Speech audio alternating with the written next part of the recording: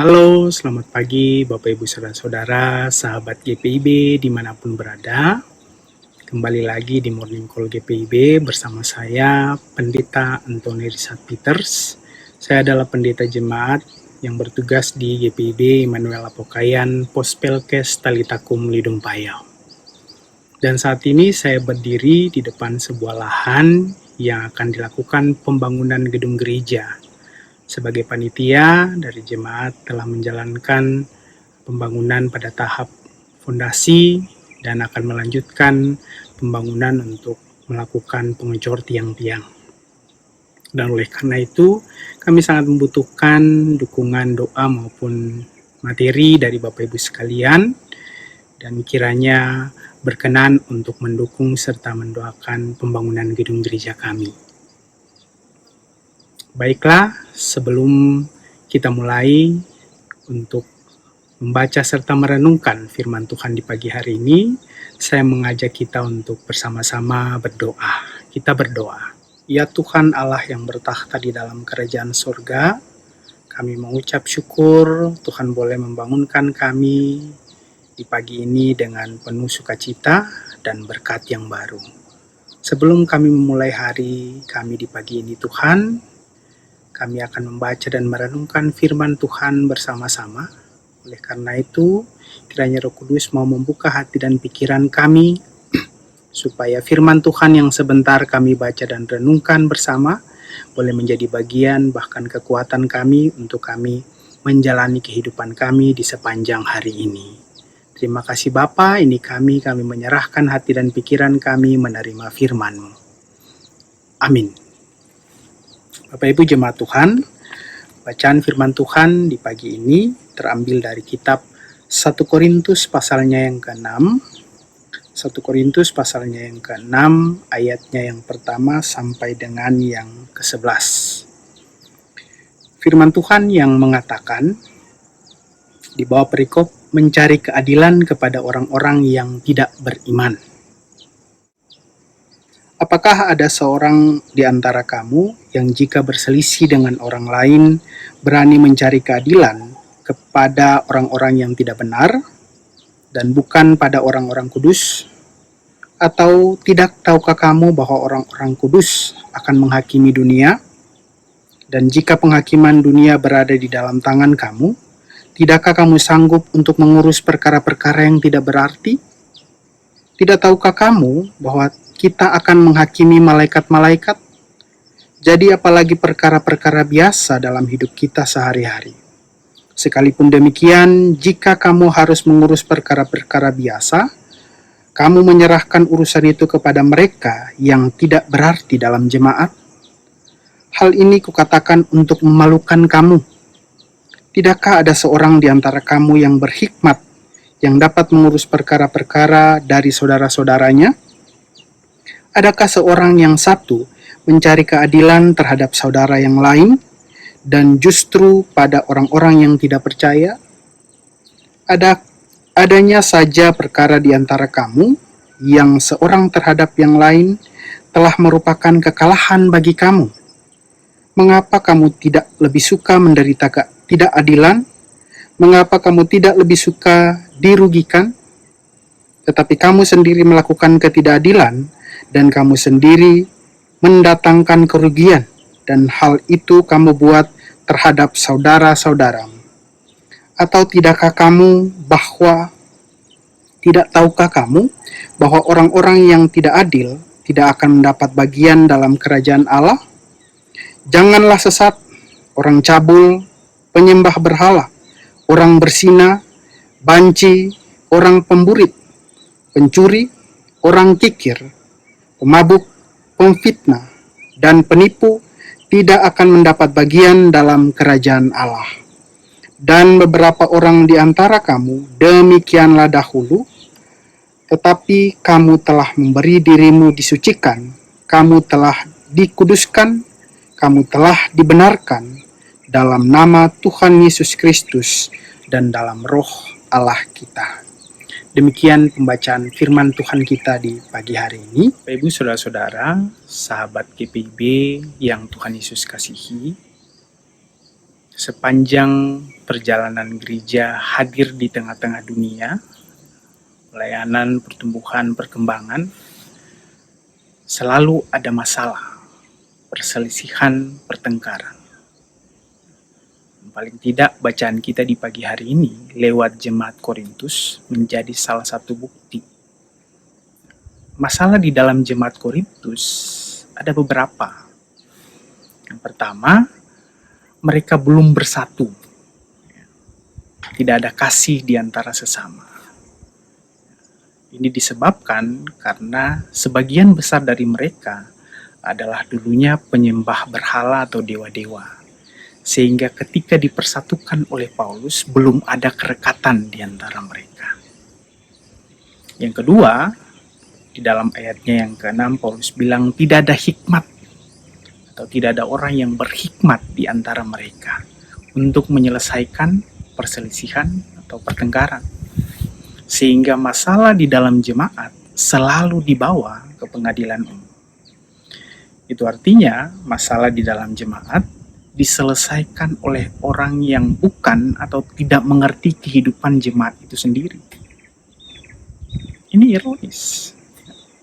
Sehingga dampak perpecahan, masalah di dalam jemaat dapat dirasakan oleh dunia di luar gereja atau jemaat itu. Dari sini kita bisa lihat bahwa jika gereja atau jemaat tidak bisa menunjukkan kasih antara satu dengan yang lain, antara sesama warganya, maka sebenarnya gereja atau jemaat itu gagal sebagai jemaat atau persekutuan. Memperkarakan saudara seiman bagi Paulus itu merupakan sebuah kekalahan atau ketidakadilan. Maka Paulus bilang di dalam ayatnya yang kelima, memalukan. Dari sini kita bisa belajar bahwa sebisa mungkin suatu masalah di dalam gereja atau jemaat dijaga dan diselesaikan di dalam jemaat itu sendiri. Jangan sampai dia keluar atau merambat keluar dari kehidupan gereja atau jemaat. Nah, Bapak Ibu, saudara-saudara, sahabat GPIB, kita tahu bersama bahwa saat ini kita berada di dalam proses pemilihan majelis diaken dan penatua. Ada sebagian dari kita yang sudah memilih, ada sebagian dari kita yang akan memilih. Tetapi siapapun yang kita pilih, ya, kita harus sadari bahwa gereja tidak diisi oleh orang-orang yang sempurna. Maka selalu akan ada perdebatan, perselisihan, pertengkaran antara satu dengan yang lain, kelompok dengan kelompok, motifnya entah tentang ekonomi, pembangunan gereja, aturan, hukum, dan sebagainya. Ini dapat terjadi karena gereja tidak diisi oleh orang-orang yang sempurna. Tetapi di dalam bacaan kita, Paulus mau mengingatkan soal status orang percaya. Ketika Paulus bilang, tidak tahukah kita bahwa orang-orang kudus akan menghakimi dunia? Tidak tahukah kita bahwa kita akan menghakimi malaikat? Yang sebenarnya artinya adalah orang percaya itu dipersatukan di dalam Kristus. Kita bersama-sama dengan Kristus.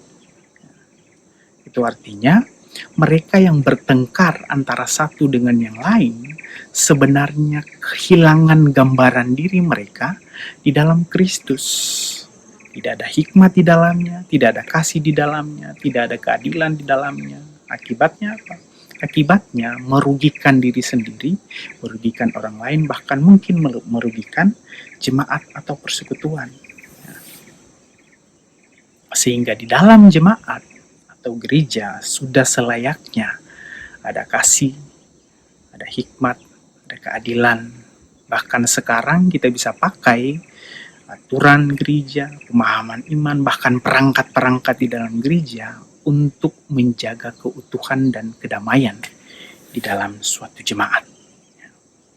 Bacaan ini juga mau mengajak kita sebagai orang-orang yang duduk di pemerintahan, administrasi, yang berkaitan dengan hukum atau aturan, atau dimanapun kita, lakukanlah kebenaran.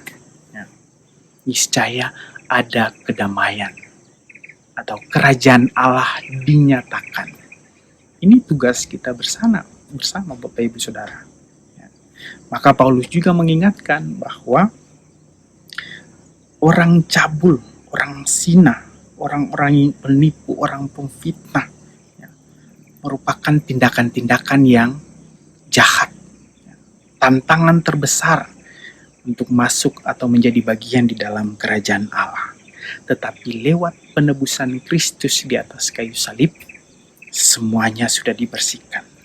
Itu artinya sekarang kita adalah bagian dari Kristus. Kita yang dulunya pendosa-pendosa, sekarang sudah menjadi bagian di dalam Kristus, bagian di dalam kerajaan Allah.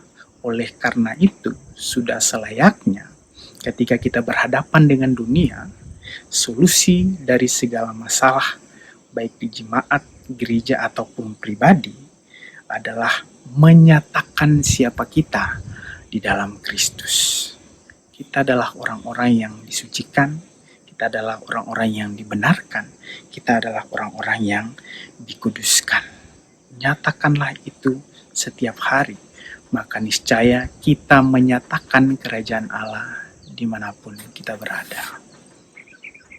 Inilah firman Tuhan bagi kita di pagi hari ini. Kiranya Tuhan memberkati kita sekalian. Amin. Mari kita berdoa. Terima kasih Bapa, terima kasih Tuhan Yesus, terima kasih Roh Kudus untuk hari yang baru yang boleh kami nikmati.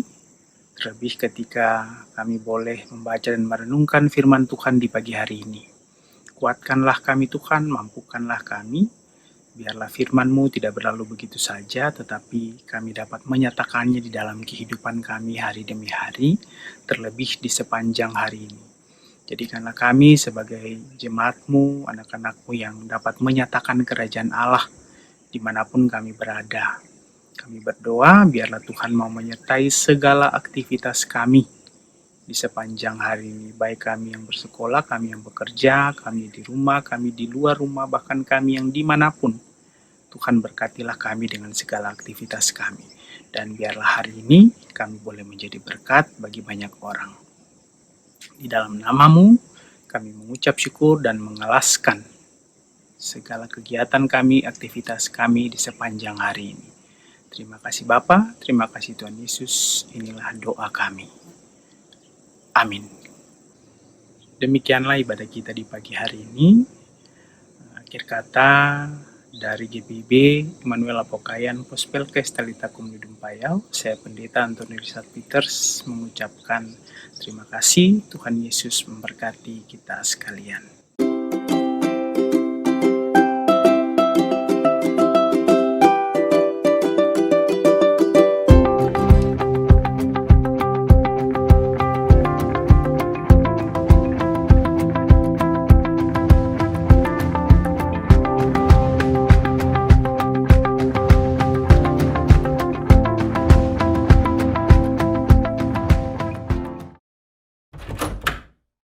Wah, weekend minggu depan kemana ya aku?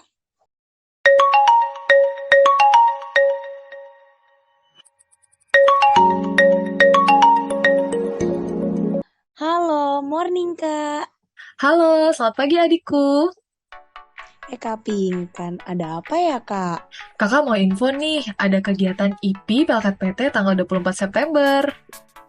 IP itu apa Kak Pinkan? IP itu ibadah penyegaran iman. Nah, IP kali ini diikuti oleh teruna, kakak pelayan PT, dan orang tua teruna di seluruh Indonesia. Wow, aku mau ikut dong. Ikut dong, Dek. Jangan lupa catat tanggalnya ya. Ibadah penyegaran iman Pelkat PT tahun 2022 akan dilaksanakan pada hari Sabtu, tanggal 24 September pukul 16.00 WIB via Zoom ya. Kak, aku ajak teman-teman aku ya. So, pasti dong. Ajak semua ya, Dek. Oke, siap Kakak cantik. Terima kasih informasinya. Sama-sama. Tuhan Yesus memberkati.